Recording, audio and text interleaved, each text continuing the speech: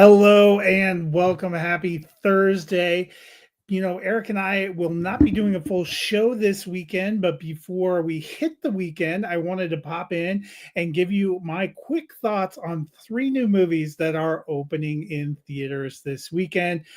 First up is Last Breath. The ocean is a cold and vast place. It's also very dangerous, especially for those that venture deep below the surface. That's part of the challenge facing the team in Last Breath, which is a new biopic that opens Friday.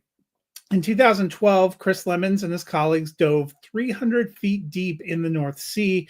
Things went wrong, and Chris was cut off from his vessel and his supply of oxygen, leading to a harrowing hour as his team tried to rescue him. That event was captured by filmmaker Alex Parkinson in a 2019 documentary called Last Breath. This new film shares the same name, but it's a scripted recreation from Parkinson. In the film, we meet Chris, played by Finn Cole, a young diver with a fiance that is called into action. He's on a deep sea diving mission that helps maintain pipelines that help keep the country running. It's one of the most dangerous jobs in the world. His team includes a brash lead diver named Dave, played by Simu Liu, and a veteran bellman, Duncan, played by Woody Harrelson. Despite rough seas, their work begins, but as the team is down, Dave and Chris are working on the sea floor and the ship suffers a failure. It slides off course, pulling the divers along, but Chris is caught. His tether to the ship and the life supporting air is cut. He pulls himself into position, lights a flare, but his air is running out when his crew is slipping further away as he fights to hang on. Dave and Duncan rally in the diving bell, trying to get back to him, trying to save his life. This is a true story and one that many may have experienced in this documentary, but it's an amazing story and a happy one ultimately. This new scripted take recreates those events. And for those who haven't seen the story, myself included, this production provides a tense ride through the events. Parkinson is very familiar with the story. He delivered the documentary and does a skillful job delivering this new version as well. Cole does a nice job in the lead role, drawing you into the character. Harrelson and Liu are very good in their roles too. Above the surface, we have veteran actors like Cliff Curtis, who plays the ship's captain, and Mark Bonner, who does a nice job as the dive captain. I like the way this was put together. The film moves at a real good pace, delivers good tension. The score and the way it is put together keeps you engaged and provides a great third act that has great emotional payoff. I think this story is worth checking out.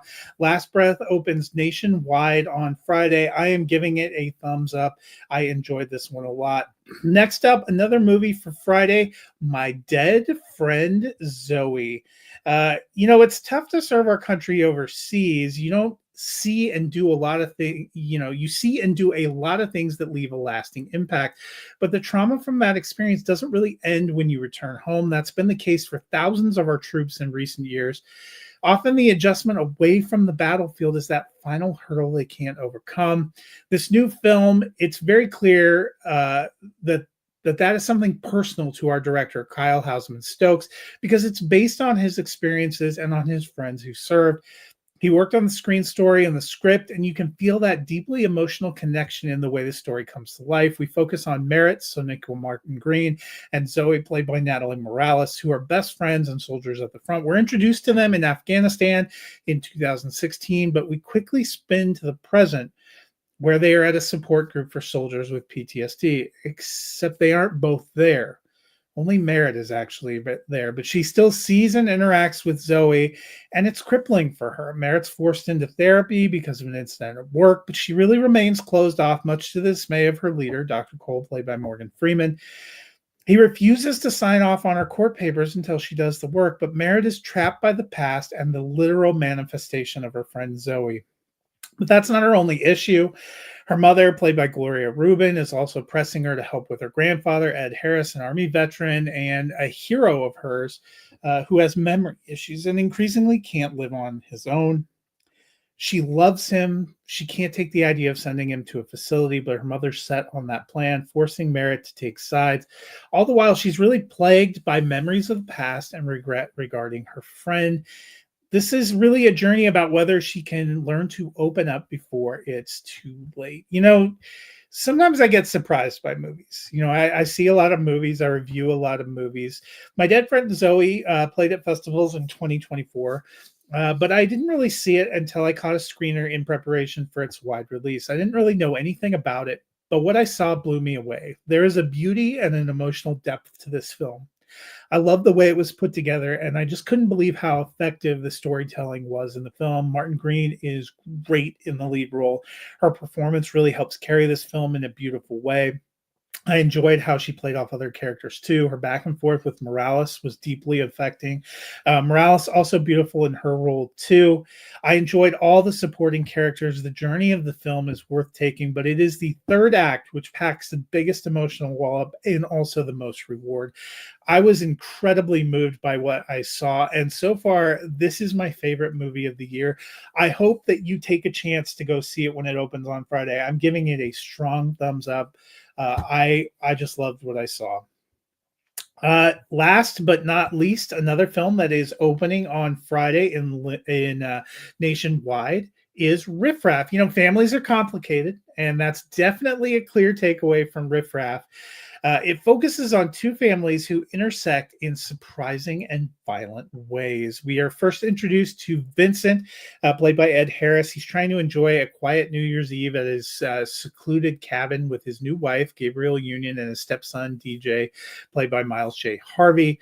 Vincent is the only father DJ has ever known. His biological father died in a car accident when he was just before he was born. Vincent was there to pick up the pieces and has built a quiet life for them. But that isn't always what Vincent's life was like. When Vincent's own son, Rocco, played by Lewis Pullman, crashes a party with a pregnant girlfriend and his mother, played by Jennifer Coolidge, it shakes things up. It's clear something's up with Rocco, but he's not quite ready to share. As their stay extends, he finally lets his father know he's found himself in trouble in the middle of something and needs some help. It turns out someone from Vincent's past, a guy named Lefty, played by Bill Murray, is hot on his tail after an incident back in the city, and he has brought his right-hand man, Lonnie, played by Pete Davidson, along for the ride, and they cut a violent swath across Maine as they continue their search. Look, this is a good cast. You know, we have a lot of fun characters and we have a lot of fun people popping up here. You might be tempted to think this is going to be a comedy, and I think they were trying to make it a comedy. There are a lot of layers packed into this hour and 43 minutes. Does it work? Not always. It's clear the film hopes to inject comedy while bringing the drama. There are comedic performers, there are jokes, but most of them fell flat. And much of the dramatic sequences were just a little too awkward for me. It's a talented cast, but a complicated setup. By the time we get to the eventual third act collision, it just isn't all that interesting. And the way it all plays out, including kind of a tacked on ending sequence, really felt disjointed to me. It really fails to come together, probably because of the script issues. This one opens nationwide on Friday, February 28th. I am giving it a thumbs down. This just wasn't my cup of tea. A mild disappointment, considering I was pretty excited about the cast and I thought there was some potential in the premise. Well, that'll do it for me this week. Eric and I will be back again next weekend talking about Mickey 17, so be sure to catch us then. And if you want something a little on the lighter side, I've teamed up with Ricky Valero on the Love and Reality podcast. We look at the traitors every week. We've been going back through the archive of Vanderpump Rules. We're almost done with season 1. You know, it only took us 13 years. What were we waiting for? But that is a little bit of fun. That'll be something for you to catch up on. That is on the Drive In Podcast Network feed. So I will see you guys next week. Until then, have a wonderful weekend.